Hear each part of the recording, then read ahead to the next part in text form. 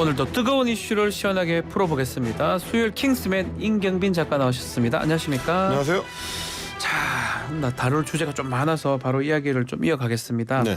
대통령실이 연일 고발을 하고 있는데 네. 장경태 의원에 대해서 고발을 했다가 지금 두 번째 직접 고발을 했습니다. 이 내용 한번 짚어주시죠. 네, 허위사실 유포 혐의로 윤 대통령과 이제 김용현 경호처장의 명예를 훼손한 혐의. 네. 그래서 이제 김종대 전 의원에 대해서 직접 고발을 했습니다.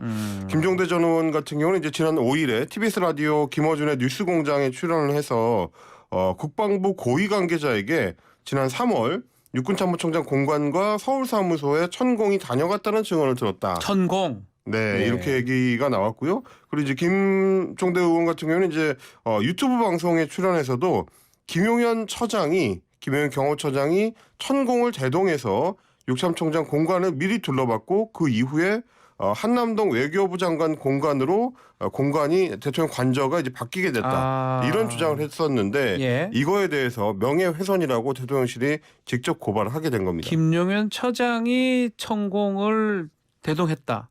그래서 그걸 본 다음에 공간이 바뀌었다. 이제 그렇습니다. 이게 이제 허위 사실이다. 이 말씀인데 사실상 대통령의 새로운 관저를 결정하는 과정에서 천공이라는 무속인이 중요한 역할을 한 거 아니냐 이런 아하. 의혹 제기란 거죠. 그렇다면 대통령실이 아마 통신 기록이나 뭐 출입 기록 같은 것들이 있을 거 아닙니까? 그렇죠. 그거를 토대로 입증 아니면 얘기를 할 것 같기도 해요. 뭐 지난번에 있었던 그 청담동 술자리 의혹, 일명 네. 청담동 술자리 의혹 같은 경우도 당시에 뭐 주요 출석자로 지목이 됐던 이세창 전 자유총연맹 총재 같은 경우도 이렇게 본인의 통신 기록을 증거로 제출해가지고 그렇죠. 그래서 이제 경찰 고발을 한 적이 있는데 이번에도 좀 비슷하게 될 것 같고요. 아마도 뭐 물론 당시에 이제 공관이나 뭐 합참총장 공관이나 이런 데의 출입 기록도 중요하지만 당사자로 지목이 된 네. 김용현 경호처장의 이제 통신 기록 같은 거 그런 것들만 해도 이제 어느 정도 증거로 작동할 가능성이 있다. 이렇게 지금 대통령실에서는 보는 걸로 보입니다. 자, 어쨌든 간에 이 대통령실에서 특히 윤석열 대통령 천공 의혹 이거를 잘 떨쳐내지는 못하는 것 같습니다. 계속 의혹 제기가 되고 그래서 이번에 또 고발까지 하는 건가요? 그러니까 이제 사실 시중에서 계속 이 문제가 거론이 되고 네. 또 유튜브 같은 방송 매체들을 통해서 자주 언급이 되는 이유 중에 하나가 천공이라는 이 무속인이 네. 본인 스스로 대통령 혹은 영부인과 굉장히 좀 가깝다라는 본인이 식의 그런 이야기. 방송도 그런 얘기를 한다는 거잖아요. 자주 언급을 한다는 거 그리고 예전에는 또 언론 인터뷰를 통해서도 본인이 이제 멘토링을 한 적이 있다 이런 얘기를 했었기 때문인 것 같은데 아하. 사실은 그렇다면은 이렇게 대통령실에서 뭐 의혹 제기를 하는 야권 인사들에 대한 고발과 함께 네. 천공이라는 인물에 대해서도 어떤 조치를 할 필요가 있지 천공도 않겠는가. 고발을 해야 되는 거 아니겠 만약 계속 그런 얘기에서 한다면? 그러니까요. 뭐 그런 어떤 직접적인 언급이라든지 아니면 고발 조치라든지 선을 뭐 직접 걷는 어떤 조치라든지 이런 것들이 있어야지만 시중에 돌아다니는 이런 어떤 루머들도 어느 정도는 차단이 가능할 텐데 네. 한쪽에 대해서만 주로 의혹 제기를 하는 쪽에 대해서만 조치가 이루어지다 보니까 그렇죠. 아무래도 이게 완전히 불식되기가 좀 어려운 그런 상황이 아닌가 싶긴 합니다. 자, 김종대 전 의원이 이 부분을 지금 얘기를 했던 것 같은데 어떤 경로를 통해서 제보를 받았다고 합니까? 그 경위가 밝혀졌나요? 그러니까 경위나 어떤 제보자를 직접적으로 언급하지는 않고 있는데요. 네. 다만 어제 이제 SNS에 직접 글을 올려서 뭐 이번 일에 대해서는 이제 법정에서 진실을 다투겠다라는 점을 좀 분명하게 했습니다. 네. 지난 일요일에 유튜브 방송에서 제기했던 의혹에 대해서 이렇게 신속하고 명확한 응답을 받게 됐다라고 얘기를 하면서 6개월 동안 제보 사실을 좀 확인하려고 여기저기 알아봤는데 그때는 대통령실에서 지지부진하더니 아하. 이렇게 뭐 직접적으로 소통이 잘 되는 권력일 줄은 몰랐다라고 또 비꼬기도 했는데요. 어쨌든 김종대 의원도 본인의 의지를 좀 쉽게 굽히지는 않을 걸로 보입니다. 자, 지금 대통령실이 좀 이전하고 다르게 가짜 뉴스에 대해서 좀 강하게 적극적으로 대응하는 모습입니다. 지금 김종대 전 의원도 됐지만 그 방송 같이 했던 김어준 방송인도 지금 그렇습니다. 같이 이제 고발이 된 그런 상황이네요. 지금 이제 크게 두 가지 장경태 의원에 대한 고발하고 김종대 전 의원에 대한 고발하고 대통령실에서 특히 어디에 신경을 쓰고 있는지를 좀 볼 수가 있는 건데 하나는 네. 이제 김건희 여사와 관련된 경우 대통령실의 반응이 좀 빠른 편이고 빠르고. 그리고 특히 또 무속과 관련된 의혹 제기에 대해서는 굉장히 좀 강경한 편이고 아하. 아마 대통령실 입장에서도 대통령 지지율이 쉽게 힘을 받지 못하는 배경에 이 두 가지 어떤 악재들을 꼽고 있는 게 아닌가. 그래서 아무래도 좀 더 강경하게 나오는 것 같다. 네. 이런 정도의 생각을 좀 해볼 수 있을 것 같습니다. 자, 지금 뉴스공장 프로그램이 이렇게 고발이 됐다 그러면 차라리 이런 거는 언론중재위 같은데 그런 절차를 거치는 게 더 낫지 않나요? 그러니까 통상적으로는 대통령실이 개인을 직접 고발하는 경우가 그렇게 흔치는 않기 거의 때문에 본 적이 없어요. 예. 그렇습니다. 뭐 전 정권에서도 물론 뭐 아주 없었던 예, 건 있긴 아닙니다만 있었지만 나중에 취하하기도 하고. 그렇죠. 예. 네, 뭐 이제 개인에 대해서 했을 경우에도 끝까지 가는 경우는 별로 없었는데 네. 지금 뭐 한동훈 법무부 장관도 그렇고 대통령실도 그렇고 굉장히 좀 강한 의지를 드러내고 있어가지고 이례적이다라고 정도는 평가할 수 있을 것 같습니다. 알겠습니다. 자, 또 그 부분입니다. 대통령실과 함께 지금 말했던 한동훈 법무부 장관도 적극적으로 대응하는 모양새인데 특히 청담동 술자리 의혹 그 제기했던 김우겸 의원 또 더 탐사 네. 같이 이제 고발을 해버렸네요. 고발을 한 사실도 알려줬고요. 네. 또 한 가지는 이제 미소소송. 법원에 10억 원 상당의 소송을 제기를 했다라는 아하. 점도 또 확인이 됐습니다. 예. 뭐 한동훈 장관이 이제 개인 명의로 직접 확인해준 내용이기 때문에요. 이렇게 되면은 아무래도 그 의혹 제기를 하는 데 있어서 위축될 수 있는 효과가 발생할 수밖에 없기 때문에 아하. 김우겸 의원 측에서도 이 부분을 좀 강조를 하고 있습니다. 어제 김우겸 의원이 직접적으로 반박하기로는 그럼 앞으로 의혹 제기를 하려면 질문하기 전에 한 10억 원 정도는 미리 좀비해놔야 되는 거 아니냐. 아하. 이런 비꼬기를 하기도 했는데 그만큼 지금 법무부 장관이나 혹은 대통령실이 개인에 대해서 직접적인 소송 제기, 특히 야권의 정치인들을 중심으로 이렇게 소송 행전에 나서는 게 결국은 입막음을 하려는 조치다라고 지금 야권에서는 생각하는 것 같고요. 네. 그래서 민주당에서도 장경태 최고위원이라든지 뭐 김우겸 의원에 대해서는 강경하게 좀 연대하는 모습이 좀 보여지고 있는 상황입니다. 자, 10억 원. 뭐 사실은 10억 원을 다 인정받으려고 하는 거라고 보기엔 좀 어렵겠죠. 액수 자체가 예. 이제 크게 들어가게 되면 아무래도 좀 뭐 1,000만 원, 1억 원 뭐 이렇게 하는 것보다는 상징성이 좀 있다고 봐야 이축이 됩니까? 될 수밖에 없고 좀 상징성이 크다 이렇게 보여집니다. 인지대가 좀 들더라도 그렇습니다. 사실은 그걸 다 인용받기 위해서 하기보다는 그래도 10억 정도는 내가 원한다라는 그렇죠. 그런 뜻으로 봐야 되겠네요. 이제 국회의원한테도 이 정도라면은 이제 일반적인 매체들 특히 뭐 유튜브 매체들 같은 경우는 더 조심스러울 수밖에 없을 거라서 그런 효과를 노리는 걸 수도 있겠습니다. 아니 국회의원은 뭐 다 알다시피 면책 특권이 있는데 이거 효과가 있을까요?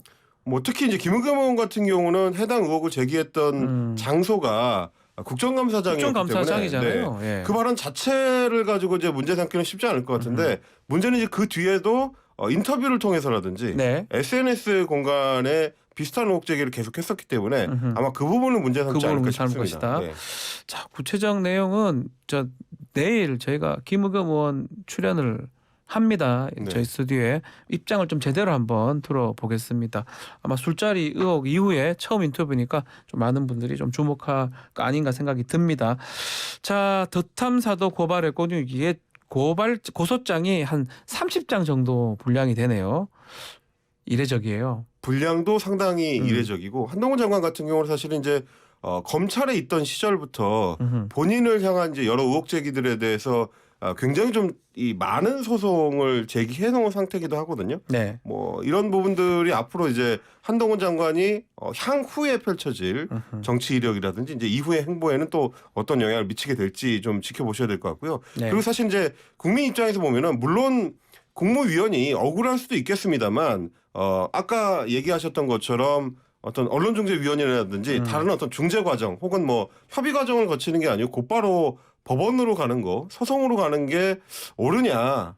그 부분에 대해서 이제 국민들의 평가가 좀 엇갈릴 수도 있을 것 그렇죠. 뭐 같습니다. 본인이 좀 억울해서 뭐 술자리 의혹도 의혹이지만 또 더 탐사가 자택에도 침입했던 부분까지 같이 뭐 그렇습니다. 고소 고발했던 걸로 보이는데 억울한 측면이 뭐 있을 수도 있겠지만 현직 법무부 장관이 고소를 한다, 고발한다. 그렇죠. 미래적이다 하고 30장 쓴 것도 사실은 뭐 저도 변호사 업무를 많이 하지만 뭐 쓰려면 쓸 수도 100장을 쓸 수도 있지만 그렇죠. 상당히 많은 거죠. 그러니까 거의 뭐 네. 다 적어서 지금 고소장을 지금 작성했다고 봐야 될 것 그러니까 같습니다. 이제 마치 수사기관에서 조서 작성하듯이 그런 이제 생각이 좀 많은 들어요. 분량을 예. 이제 작성을 한 셈이고요. 그리고 또 한 가지는 아무리 한동훈 장관이 지금 계속해서 이제 개인 입장이라는 거를 강조하고 있습니다만은 네. 법무부 장관이라는 거를 인식하지 않고 이 사안을 다루기는 쉽지 않을 거라서 그렇죠. 그런 부분들도 또 역시 마찬가지로 국민들이 좀 지켜보고 있다. 이 점을 좀 장관한테 좀 의견 전달을 좀 드리고 싶습니다. 알겠습니다. 자, 다음은 국방백서 얘긴데요. 2022 국방백서 초안이 발간된다고 하는데 여기서 눈여겨볼 점이 있습니다.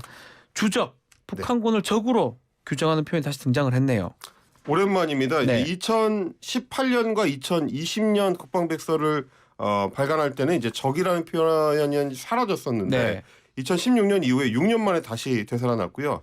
이거는 뭐 사실 예고됐던 사안이긴 합니다. 네. 대통령직 인수위원회 시절에 110대 국정과제를 제시를 하면서 북한 정권과 북한군이 우리의 적임을 분명히 인식할 수 있도록 아하. 국방백서에 명기하는 방안을 검토하겠다라고 이미 밝힌 바가 있기 때문에 뭐 정해진 수순으로 가고 있다라고도 볼 수 있겠고요. 네. 최근 들어서 이제 북한의 군사적 도발 행위가 워낙에 좀 잦아지고 있기 때문에 그러한 것들도 영향을 미친 걸로 좀 보여집니다. 주적을 이제 사용할 것이다. 자, 다음 소식은 축구 얘기인데 지금 오늘 오후에 우리 축구팀 귀국을 하는데요.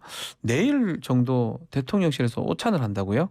그렇습니다. 이제 벤투 감독하고 이제 손흥민 선수를 비롯해서 대표팀 선수들 이제 대부분이 참석을 하게 될 걸로 보이고요. 네. 뭐 지금은 골키퍼 이제 김승규 선수를 비롯해서 이제 정우영 선수, 예. 예, 두 이제 큰 정우영, 작은 정우영 자, 예. 둘 다 해서 이제 세 명의 선수는 소속팀에 복귀하는 문제가 있어가지고 네. 예, 국내 귀국을 안 했기 때문에 그 선수를 제외하고는 대부분 참석을 하게 될 걸로 보이고요. 그리고 워낙 또 이제 16강이라는 성취를 또 이루고 왔기 때문에 네. 그 선수들을 대통령이 직접 이 축하를 하고 함께하는 자리를 가질 걸로 보입니다. 알겠습니다. 자, TBS 이야기도 한번 나눠보겠습니다. TBS 뭐 같은 시간에 지금 하는 뉴스 공장인데요. 네. 지금 김어준 진행자, 제작진에게 프로그램 하차 의사를 지금 밝혔다고 합니다. 지금 알려진 걸로는 네. 12월 말일부로 하차하는 거를 이 제작진하고 의견을 나눴다. 올해까지 하겠다는 딱 올해 거네요. 말까지. 예. 그렇게 되면 이제 평일 방송이기 때문에 12월 30일까지로 보입니다. 그리고 뭐 이렇게 되면은 이강택 TBS 대표도 사임이 받아들여졌고 네. 김어준 씨도 이제 하차를 하게 되면 TBS 내에서 상징적인 조치들은 대부분 취해지는 걸로 보여지기 때문에 이후에 뭐 서울시의회나 혹은 오세훈 서울시장이 TBS 예산 지원 관련해서 어떤 변화된 태도를 보일 것인가 이런 쪽으로 이제 관심의 초점이 좀 옮겨갈 걸로 그렇게 그렇죠. 보여집니다. 두 가지 부분입니다. 지금 말했던 그 예산 부분도 예산 부분이지만 만약에 이 뉴스 공장 프로그램 이게 폐지가 되면 후임자가 나와서 방송을 이어받는 겁니까? 아예 그 시간에 방송이 없어지는 겁니까? 그 TBS 내부 얘기를 들어보면은 워낙에 지금 제작비가 쪼들리는 상황이라고 돈 해요. 때문에도 좀 영향이 있는 거죠.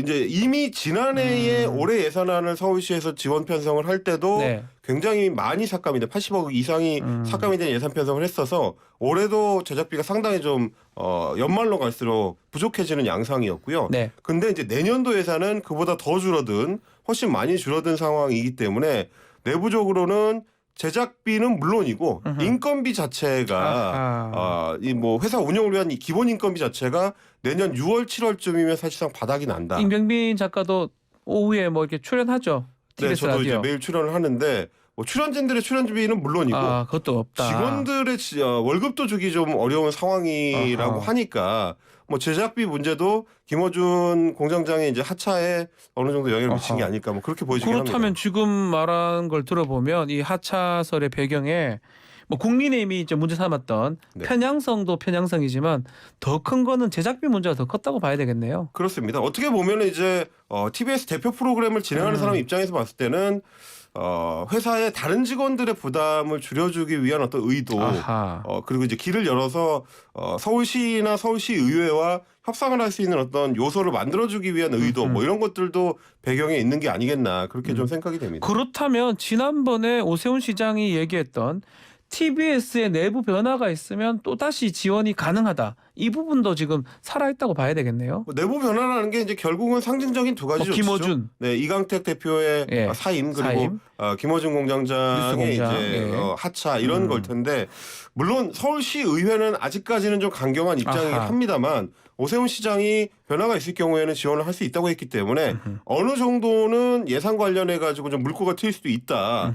뭐 추가 경정 예산을 편성을 따로 한다든지 왜냐하면 애초에 지금 지원이 없으면 방송사가 중간에 월급을 못 주는 임금체불 사태가 그렇죠. 벌어질 수도 있어요. 말도 못하는 상황이 생길 수가 그렇죠. 있죠. 아마 그렇게까지는 가지 않게 될 걸로 보이고 어느 지점에서든지 어떤 방식으로든지 여기에 대해서는 타협책이 만들어질 걸로 보이는데 다만 아침 프로그램이나 뭐 혹은 뭐 다른 시간대에더라도 시사 프로그램을 줄이거나 외부 진행자들을 이제 줄여나가는 방식으로 그렇죠. 대응하게 될 가능성은 상당히 높아졌다. 이렇게 좀 보여집니다. 알겠습니다. 자, 끝으로 형제 복지원 관련 소식 요거만 좀 전해주고 마무리해야 될 것 같습니다. 형제 복지원 사건 간략하게 뭡니까 이게? 뭐 아시다시피 이제 서울 형제 복지원 사건은 부산의 형제 복지원에서 1970년대부터 80년대에 이르기까지 일어났던 인권 침해 사건이고요. 불법 감금은 물론이고 강제 노역, 뭐 구타 그리고 살해 후에 안매장 등등이 자행된 걸로 밝혀졌습니다. 1987년에 이제 탈출한 사람들에 의해서 처음 세상에 알려졌는데 그 당시에는 제대로 처벌이 이루어지지 않았고요. 그리고 이제 나중에 인권 침해 사건으로 이제 재조사가 이루어지면서 인권위에서 이 사안을 국가 폭력 사건의 하나로 꼽아서 이 사안이 좀 밝혀지기도 했습니다. 현재까지 밝혀진 사망자 숫자만 657명에 달하고 있고요. 말씀해 주신 것처럼 이제 민주사회를 위한 변호사 모임이 중심이 돼서 유가족들과 그 피해자들을 대표해서 서울중앙지법 그리고 부산지법에 각각 소송을 제기할 예정이라고 알려졌습니다. 만약 하게 되면 아마 역대 최대 규모의 국가 배상액 청구가 되지 않을까 그렇게 예상이 됩니다. 자, 오늘 킹스맨 여기까지 하겠습니다. 임경미 작가님 감사합니다. 고맙습니다. 1부 마치겠습니다.